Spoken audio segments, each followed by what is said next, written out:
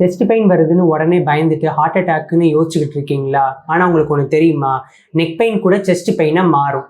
So அதனால நீங்கள் heart அட்டாக்னு பயப்பட வேண்டிய அவசியமே இல்லை. ஸோ டெய்லி இந்த மாதிரி யூஸ்ஃபுல்லான இன்ஃபர்மேஷன் தெரிஞ்சுக்க நம்ம சன் ஹாஸ்பிட்டல் பேஜை ஃபாலோ பண்ணிக்கோங்க. நம்மளோட நெக் போன், மசில், நர்வ்ஸ் எல்லாமே செஸ்ட் ஏரியாவோட கனெக்டடாகவே இருக்குங்க. ஸோ இன்கேஸ் உங்கள் நெக்கில் நர்வ் கம்ப்ரெஷன் இருக்குது, மசில்ஸ் எல்லாம் டைட் ஆகுது, நெக்கை திருப்பவே முடியலை அப்படின்னா அந்த ரெஃபர்டு பெயின் உங்கள் செஸ்ட்டை வந்து அஃபெக்ட் பண்ணுங்க. பெக்டோராலிஸ் மேஜர் மசிலில் பெயின் ஆகுறதுக்கு வாய்ப்பு இருக்குது. ஸோ இப்படி செஸ்ட் பெயின் வரும்போது பேஷண்ட் எல்லாருக்குமே சைக்காலஜிக்கலாக அஃபெக்ட் ஆகி நமக்கு ஹார்ட் அட்டாக் தான் வருது அப்படின்னு நீங்கள் பயப்படுவீங்க. ஆனால் இந்த நெக் பெயின் நம்மளே காமெடி பண்ணி செஸ்ட் பெயினாக இருக்கும்னு யோசிக்கிற அளவு நம்ம சைக்காலஜியை அஃபெக்ட் பண்ணுங்க.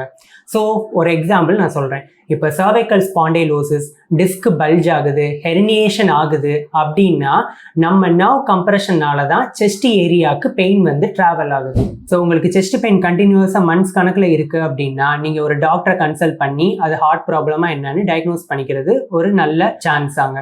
நெக்ஸ்ட்டு அப்படி இல்லை உங்களுக்கு நெக்கில் தான் ப்ராப்ளம் இருக்குது அப்படின்னா நம்ம ஃபிசியோதெரபிஸ்ட்டை நீங்கள் ஒரு கன்சல்டேஷன் பண்ணணும். ஸோ உங்கள் ஃப்ரெண்ட்ஸுக்கு neck pain with chest pain இருக்குது அப்படின்னா அவங்களுக்கு இந்த ரீலை உடனே ஸ்டார்ட் பண்ணி ஒரு அவேர்னஸ் கிரியேட் பண்ணுங்கள்.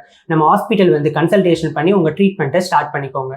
ஸோ டெய்லி இந்த மாதிரி யூஸ்ஃபுல்லான இன்ஃபர்மேஷன் தெரிஞ்சுக்க நம்ம சன் ஹாஸ்பிட்டல் பேஜை ஃபாலோ பண்ணிக்கோங்க.